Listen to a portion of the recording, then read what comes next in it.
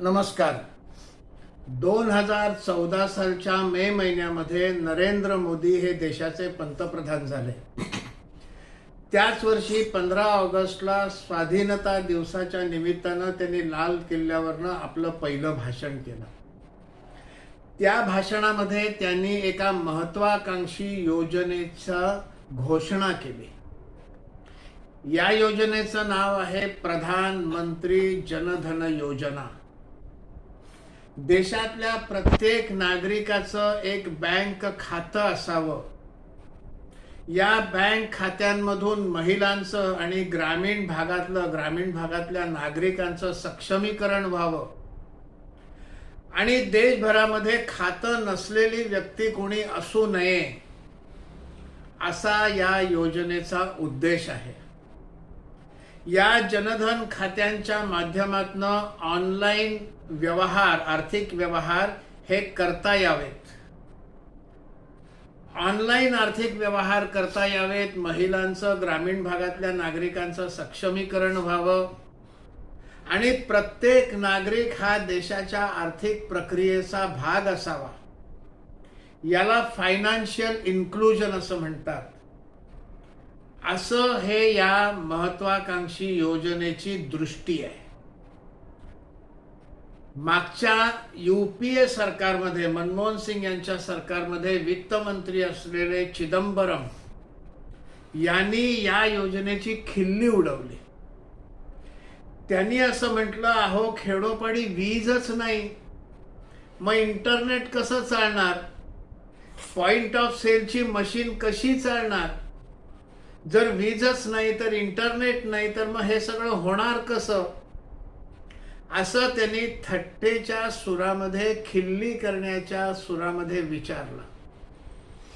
मग नरेंद्र मोदींनी सुद्धा त्यांना उत्तर दिलं की 70 वर्ष तुमच्या पक्षानं या देशावर राज्य केलं आणि या 70 वर्षामध्ये जर तुम्ही खेडोपाडी वीज नाही देऊ शकलात तर हे तुमचं रिपोर्ट कार्ड आहे, माझं नाही. मी खेडोपाडी वीज पोचवेन, इंटरनेट पोचवेन, लोक जनधन खाती उघडतील आणि ऑनलाईन आर्थिक व्यवहार करतील, हे मी करून दाखवेन. आणि त्यांनी ते करून दाखवलं. त्याला आज 10 वर्ष झाली. आजच्या घडीला देशभरामध्ये 53 कोटीपेक्षा अधिक जनधन खाती लोकांनी उघडलेली आहेत. या 53 कोटींपैकी 55.5% म्हणजे 29.5 कोटी खाती ही महिलांची आहेत. निम्म्यापेक्षा जास्त खाती महिलांची आहेत. महिला सबलीकरण, महिला सक्षमीकरण हा उद्देश त्यांनी त्याच्यासमोर ठेवलेला आहे. ग्रामीण भागामध्ये जी खाती उघडलेली आहेत त्यांची संख्या 66.5% एवढी आहे. म्हणजे 35.37 कोटी लोकांनी ग्रामीण भागात खाती उघडलेली आहेत. ग्रामीण भागाचं आर्थिक सक्षमीकरण व्हावं हा दुसरा उद्देश त्या योजनेचा आहे. 66% खाती ही ग्रामीण भागातली आहेत, हे लक्षात घेतलं पाहिजे. आजच्या घडीला 23 लाख कोटी रुपये हे या खात्यांमधनं जमा आहेत. याचा अर्थ दर डोई प्रत्येक खातेदाराकडे सरासरी 4,300 रुपये त्याच्या खात्यात जमा आहेत, ज्यातनं तो छोटे मोठे खर्च आणि आर्थिक व्यवहार करू शकतो. शासनानं नंतर रुपे डेबिट कार्ड काढलं. जनधन खात्यांशी जोडलेले अकाउंट, जनधन अकाउंट, असे अकाउंट असलेल्या 36 कोटी लोकांनी ही रुपी कार्ड घेतलेली आहेत.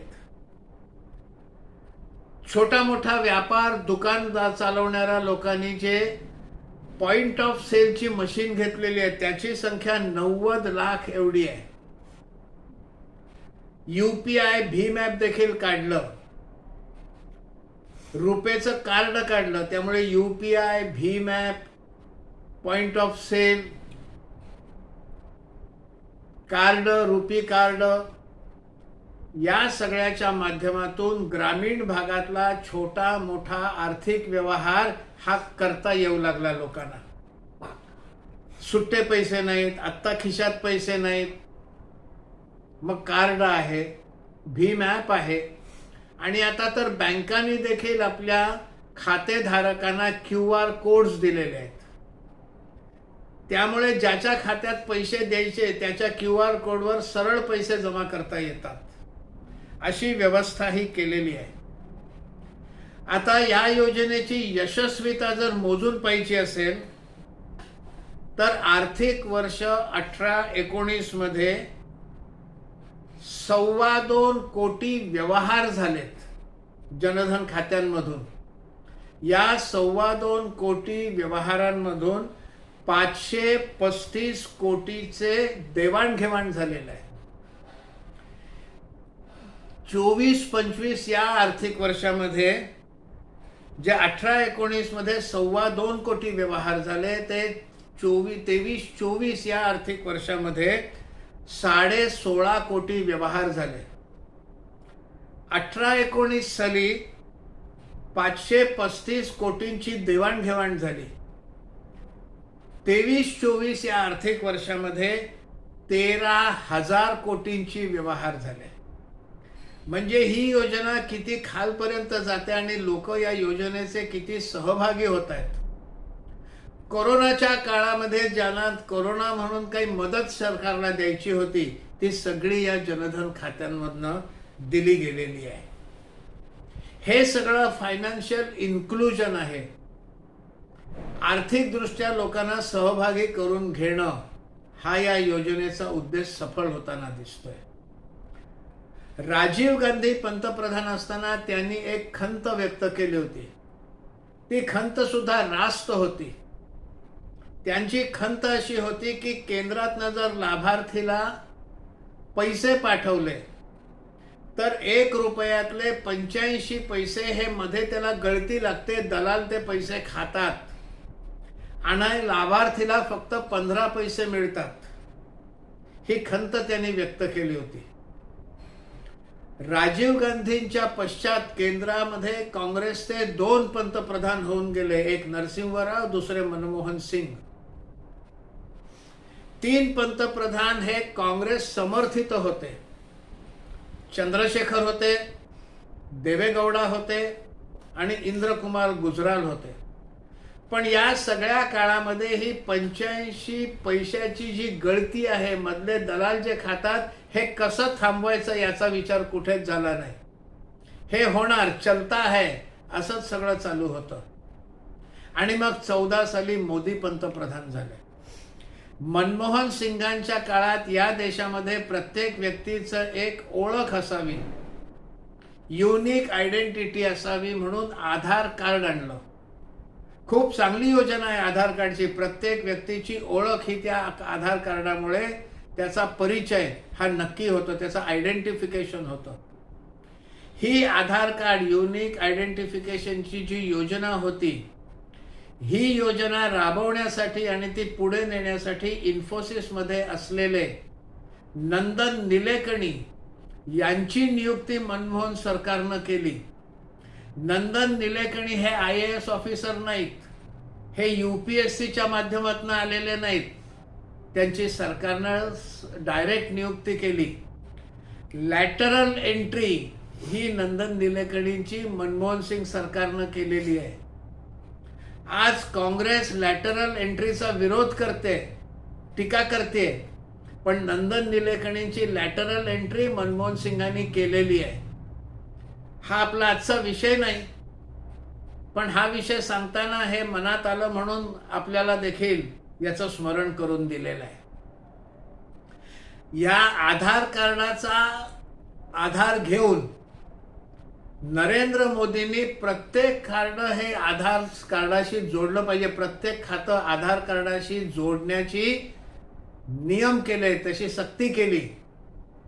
आणि त्यामुळे ज्याच्याकडे आधार कार्ड आहे ती व्यक्ती अस्तित्वात आहे. जी व्यक्ती अस्तित्वात नाही त्याचं आधार कार्ड बनूच शकत नाही.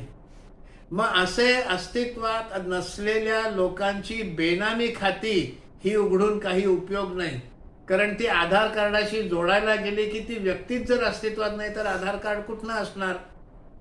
आणि त्यामुळे ज्याचं खातं आधार कार्डला जोडलेलं आहे ती व्यक्ती प्रत्यक्ष अस्तित्वात आहे. त्या खात्यामध्ये पैसे गेले तर ते त्याच व्यक्तीला मिळणार याची खात्री करण्याची एक व्यवस्था केली. आधार कार्ड ही एक चांगली योजना होती, त्याचा कल्पकतेनं उपयोग नरेंद्र मोदींनी केला. मग प्रत्येक बँक खातं, प्रत्येक पॅन कार्ड हे आधारशी जोडलं गेलं आणि त्यामुळे बेनामी खाती आणि बेनामी आर्थिक व्यवहार याला मोठ्या प्रमाणामध्ये आळा बसण्याचं काम झालं. आणि त्यामुळे सरकारी योजनांचा सगळा पैसा हा जनधन खात्यांच्या माध्यमातून थेट लाभार्थीला मिळू शकला. मधली 85 पैशाची जी गळती होती, दलाल जे खात असत, तो सगळा प्रकार थांबला. मग फसल विमा योजना असो, किसान सम्मान निधी असो, आरोग्य विमा असो, अपघात विमा असो किंवा आत्ता महाराष्ट्र शासनानं सुरू केलेली लाडकी बहीण योजना असो, तो सगळा पैसा लाभार्थींना त्यांच्या आधार कार्डला जोडलेल्या खात्यामध्ये, जनधन खात्यांमध्ये जातोय. कुठेही त्याचा गैरव्यवहार होत नाही. ज्याला मिळायला पाहिजे त्यालाच तो मिळतोय. अशी ही योजना त्यांनी राबवली. जनधन खातं उघडण्यासाठी कुठल्याही प्रकारची फी भरावी लागत नाही. अनेक बँकांमध्ये जरी सेव्हिंग अकाउंट उघडायचं असेल तरी फी घेतली जाते अकाउंट उघडण्याची. आणि मग त्या अकाउंटमध्ये काही किमान रक्कम ठेवावी लागते. कुठे 2,000, कुठे 3,000, कुठे 5,000 असं मिनिमम बॅलन्स ठेवावा लागतो. जनधन खात्यांना कुठलाही मिनिमम बॅलन्सची अट नाही. खात्यात जरी रक्कम शून्य असेल तरी खातं सुरू राहतं. अनेक तरुणांना छोटे मोठे उद्योग, व्यापार करायची इच्छा असते, पण त्यांच्याकडे आर्थिक पाठबळ नसल्यामुळे त्यांच्याकडे कर्तृत्व असून सुद्धा आपला उद्योग किंवा व्यवसाय सुरू करता येत नाही. मग असा तरुण कुठेतरी नोकरी करतो, हळूहळू धनसंग्रह करतो, पैसा साठवतो आणि पुरेसा पैसा साठवून झाला की आपण आपला उद्योग सुरू करू असं स्वप्न बघतो. पण त्याचा धनसंग्रह होईपर्यंत, पैसा साठेपर्यंत त्याचं वय वाढलेलं असतं, त्याच्या जबाबदाऱ्या वाढलेल्या असतात.